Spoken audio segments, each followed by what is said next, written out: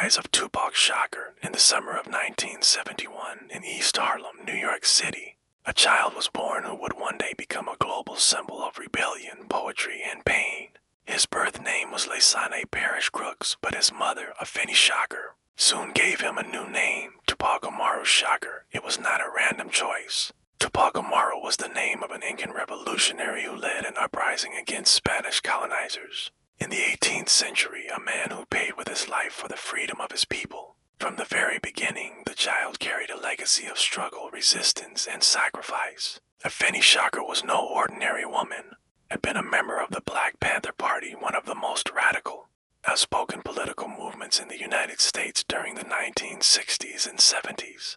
Had represented herself in court while pregnant with Tupac, defending against serious conspiracy charges. Though acquitted, her battles left her weary, and like so many who had fought for justice, in that turbulent era she faced poverty and instability in the years that followed. Tupac grew up with this contradiction, a household filled with revolutionary ideals, and yet a reality marked by hardship, hunger, and constant movement.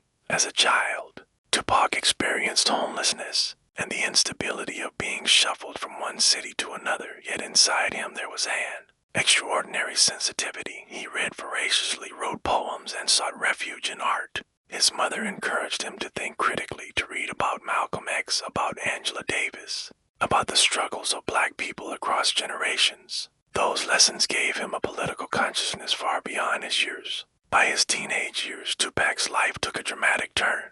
The family moved to Baltimore, Maryland, where he enrolled at the Baltimore School for the Arts. It was here that he began to transform. Surrounded by theater, poetry, and music, Tupac discovered a stage for his emotions. He studied ballet, acted in Shakespeare plays, and wrote poetry with intensity and depth. Teachers described him as charismatic, brilliant, but also restless. It was at this school that he formed a deep friendship with Jada Pinkett, who would later become Jada Pinkett Smith. She would remember him as a young man filled with an almost electric energy, someone who carried both tenderness and turbulence in equal measure. Yet outside the classroom, the streets told a different story. The 1980s were years of crack cocaine epidemics, gang wars, and systemic neglect in America's inner cities. For young black men like Tupac, survival itself was a daily battle. Hip-hop, still young as an art form, was no longer just entertainment.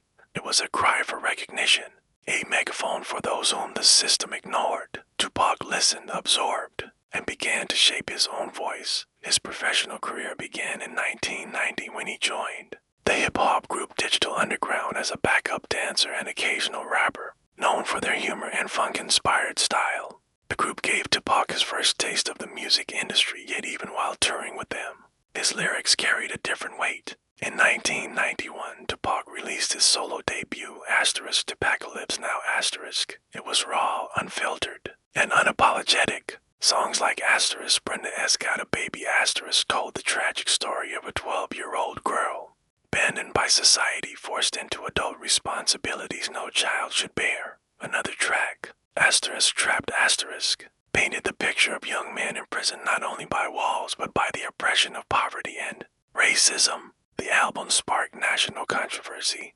Politicians condemned it, the Vice President Dan Quayle declaring that such music had no place in American society. But in the ghettos and neighborhoods, where the system's failures were most visible, Tupac's words were embraced as truth. He was no longer just an artist, he was becoming a voice for the voiceless. His acting career blossomed alongside his music. In 1992, he starred in the film Juice *, portraying Bishop, a young man seduced by the violence of the streets. The performance was chilling and unforgettable, blurring the line between fiction and the reality Tupac himself lived in. Later, he co-starred with Janet Jackson in Poetic Justice *, further proving that his talent was not limited to music. But the fire that burned inside Tupac could not be contained. His life became a storm of contradictions, compassionate poetry on one side, volatile encounters with law enforcement on the other.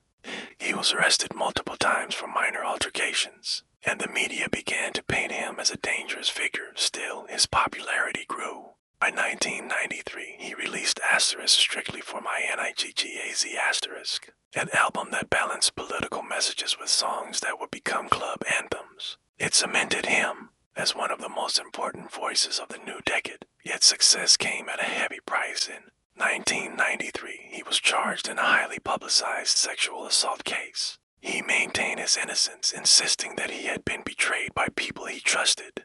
But the trial drained him emotionally and financially. His legal troubles multiplied, and the image of Tupac as both revolutionary and outlaw took root in the public imagination. Everything changed on the night of the 30th of November, 1994. Tupac walked into a Manhattan recording studio. Suddenly, armed men ambushed him. He was shot 5 times and left bleeding on the floor. Miraculously, he survived, but the betrayal he felt in that moment would alter the course of his life forever. He was convinced that people he considered allies had set him up. As he lay in a hospital bed recovering from his wounds, a transformation occurred. The young man who once wrote ballet poetry at the Baltimore School for the Arts had now been forged by bullets. Betrayal and the harsh realities of fame, he would no longer approach the world with open hands, but with clenched fists. As he left the hospital limping, bandaged, and burning with suspicion, a new chapter in his story began, one filled with fury, paranoia, and an unstoppable drive to make his voice echo louder than ever before. Tupac Shakur had survived 5 bullets, but survival was not the same as salvation.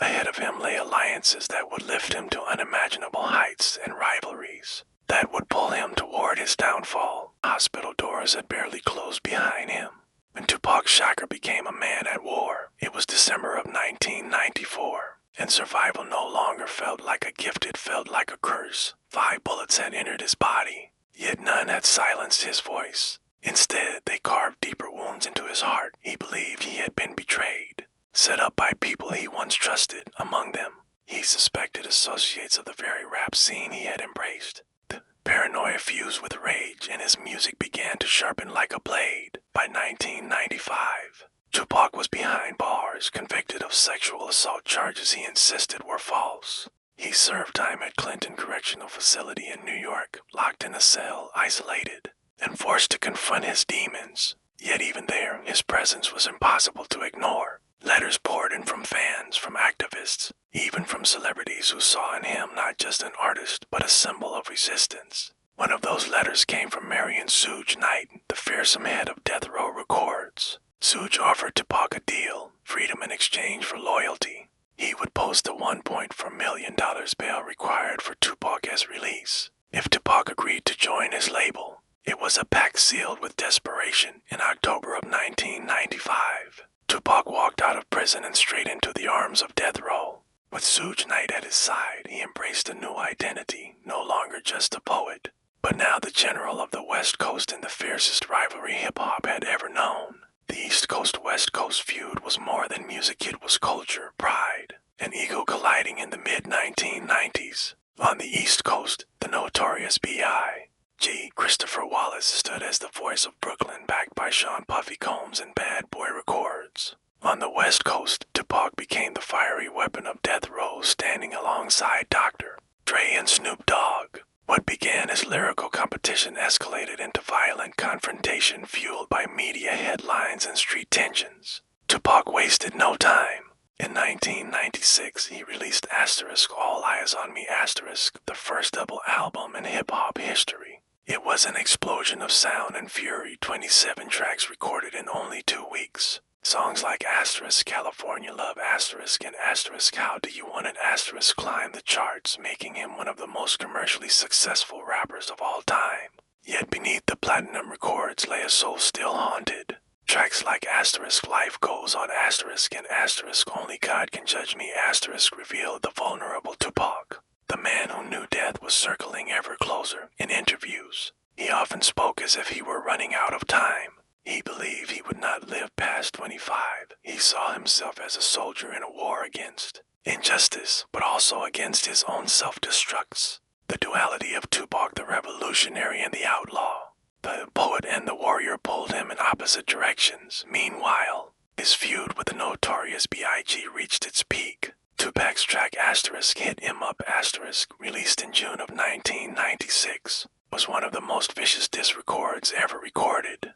He accused Biggie of betrayal, of envy, and even claimed to have been intimate with Biggie's wife. The song was not just music, it was an open declaration of war. The summer of 1996 brought triumph and tragedy. Tupac starred in the film Gridlocked, showing once again his versatility as an actor. But he also became more entangled in the violent world surrounding death row. Suge Knight, notorious for his connections to gangs, blurred the line between business and the streets. Tupac, despite his brilliance, was being consumed by this dangerous orbit. Then came the night of September the 7th, 1996, Las Vegas, the MGM Grand. Tupac and Suge Knight attended a boxing match between Mike Tyson and Bruce Seldon. After Tyson's swift victory, chaos erupted outside the arena. Tupac and his entourage got into a fight with a rival gang member in the hotel lobby. A fight caught on surveillance cameras. Hours later, as Tupac and Suge drove down the Las Vegas Strip in a black BMW, a white Cadillac pulled alongside them. Gunfire erupted. Tupac was hit 4 times. He was rushed to the hospital, placed on life support, but the damage was too severe. For 6 days, the world watched and waited. And then, on September the 13th, 1996, at the age of 25, Tupac Shakur was pronounced dead. The shock rippled across the globe. Crowds gathered in the streets. Fans wept, unable to believe that someone who seemed larger than life could be silenced so suddenly.